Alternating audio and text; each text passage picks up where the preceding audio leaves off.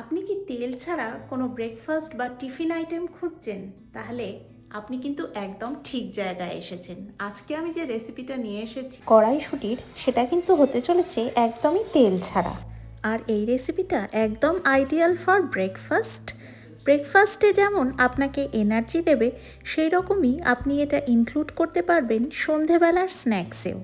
আর অবশ্যই স্কুলের টিফিনে বা অফিস লাঞ্চে প্যাক করে দিতে পারবেন। আজকের রেসিপিটা যেরকম সুস্বাদু সেরকমই কিন্তু হতে চলেছে একদমই স্বাস্থ্যকর। যারা আমার মতন ওজন নিয়ন্ত্রণে রাখতে চেষ্টা করছেন তাদের জন্য তো আজকের রেসিপিটা একদমই পারফেক্ট।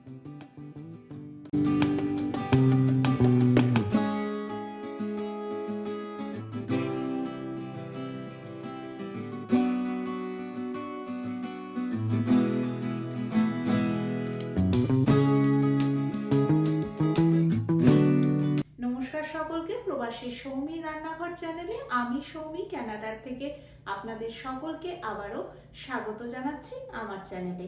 আজকের এই ব্রেকফাস্ট অথবা টিফিন রেসিপিটা বানানোর জন্য প্রথমেই আমি নিয়ে নিচ্ছি হাফ বাটি সুজি।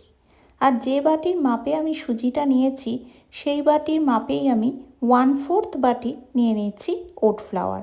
আপনারা এখানে ওট ফ্লাওয়ারের পরিবর্তে আটা বা ময়দার ব্যবহারও করতে পারেন। আমি এখানে স্বাস্থ্যের কথা মাথায় রেখে ওট ফ্লাওয়ার ব্যবহার করেছি।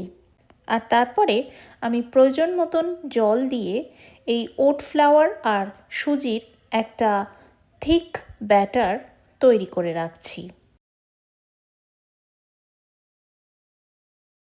আপনারা দেখে নিন যে ব্যাটারের টেক্সচারটা ঠিক কীরকম হবে, না খুব ঘন না খুব পাতলা। আর তারপরে ভালো করে একটা মিক্সিং করে রাখার পরে একটা ঢাকা দিয়ে আমি এই দুটো উপকরণকে রেস্টিং টাইম দিয়ে দিলাম, এই ধরুন 10 মিনিটের জন্য। আর ততক্ষণ আমি বানিয়ে নিচ্ছি একটা পেস্ট।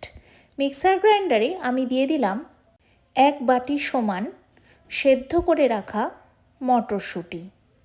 আর তারপরে আমি এর মধ্যে দিলাম 1/2 ইঞ্চি আদা আর দুটো কাঁচা লঙ্কা। ঝালের পরিমাণটা আপনাদের পছন্দ অনুযায়ী আপনারা বাড়িয়ে বা কমিয়ে নেবেন। 10 মিনিট রেস্টিং টাইম হয়ে যাওয়ার পরে সুজি আর ওট ফ্লাওয়ারের ব্যাটারটা দেখুন কত সুন্দরভাবে ফুলে গেছে, আর একদম মিক্সারটা কিন্তু টাইট হয়ে গেছে। এই সময় আমি এর মধ্যে দিয়ে দেব তৈরি করে রাখা মটরশুঁটি পেস্টটা। মটরশুঁটির পেস্টটা এর মধ্যে পুরোটা ঢেলে দিয়ে আমি ভালো করে মিশিয়ে নিচ্ছি।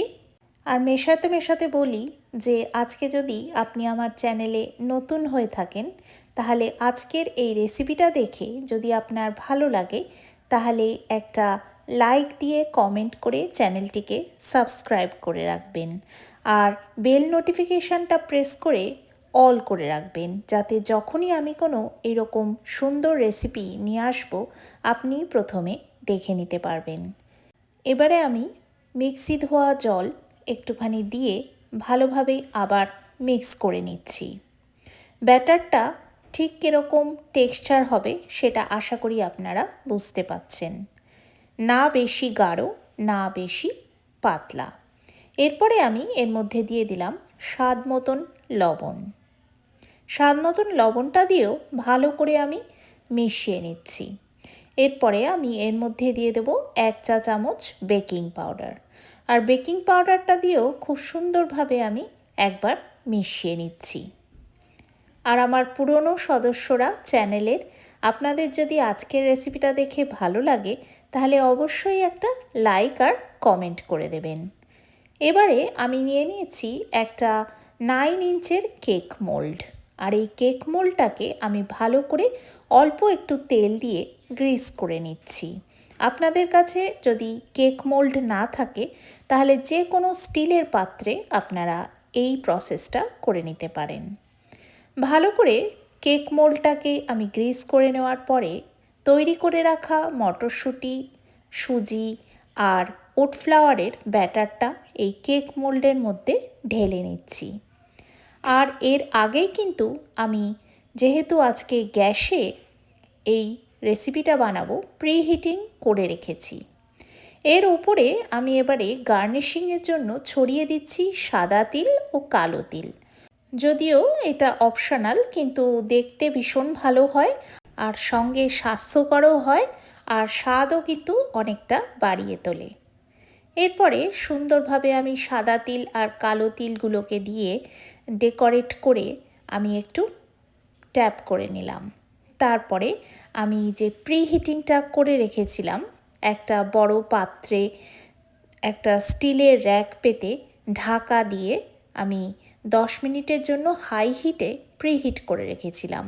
আর তারপরে গ্যাসের ফ্লেমটাকে মিডিয়াম করে এই তৈরি করে রাখা ব্যাটারটা আমি দিয়ে ভালো করে কভার করে মিডিয়াম ফ্লেমেই 45 মিনিট কুক করে নিয়েছি। এই রান্নাটা করতে আমার 45 মিনিট সময় লেগেছে। আপনারা তবে আধ ঘন্টা পরে কিন্তু একবার অবশ্যই চেক করে নেবেন যে তৈরি হয়ে গেছে নাকি। 45 মিনিট পরে দেখুন কি অপূর্ব দেখতে আর কি সুন্দর তৈরি হয়েছে এই ব্রেকফাস্ট বা টিফিন রেসিপিটা। এইভাবে একটা ছুরি দিয়ে আমি দেখিয়ে দিলাম যে একটুও লেগে নেই, কিন্তু তার মানে একদমই কিন্তু পারফেক্টলি বেকড। আজকের এই ব্রেকফাস্ট বা টিফিন রেসিপিটা একদমই কিন্তু রেডি হয়ে গেছে। আর কি অপূর্ব যে খেতে হয়েছিল আর সেরকমই সুন্দর দেখতেও হয়েছিল। প্রথমে দেখে তো আমি নিজেই অবাক হয়ে গেছিলাম, বাহ কি সুন্দর দেখতে হয়েছে। আর ডিমোল্ড করাটাও কোনো প্রবলেম ছিল না, এইভাবে উল্টে দিয়ে কি সুন্দরভাবে ডিমোল্ড হয়ে গেল আর একদম পারফেক্ট জালিদার একটা কেকের মতন তৈরি হয়েছিল। আজকের এই টিফিন রেসিপি বা ব্রেকফাস্ট রেসিপিটা আপনি কি দিয়ে খেতে পছন্দ করবেন সেটা কমেন্টে জানাতে পারেন।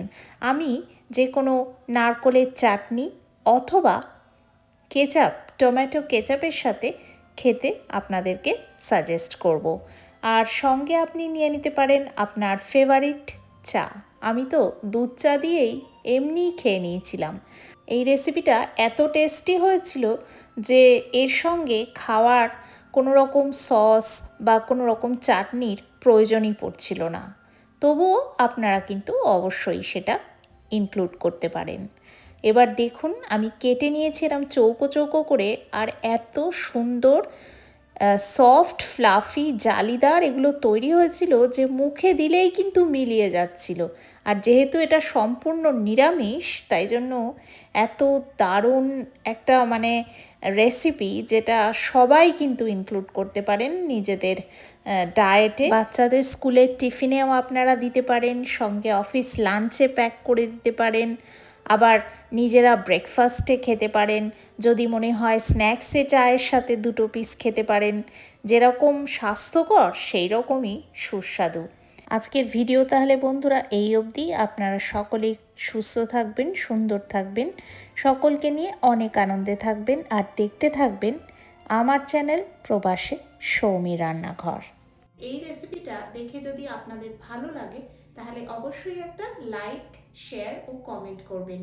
আর যারা আজকে আমার চ্যানেলে নতুন তারা অবশ্যই এই রেসিপিটা দেখে ভালো লাগলে চ্যানেলে অবশ্যই সাবস্ক্রাইব করে বেল নোটিফিকেশনটা প্রেস করে অল করে রাখবেন, যাতে যখনই আমি এইরকম দারুণ সুস্বাদু ও স্বাস্থ্যকর ব্রেকফাস্ট বা টিফিন রেসিপি নিয়ে আসি আপনি প্রথমেই গিয়ে দেখে নিতে পারেন। Thank you once again for watching.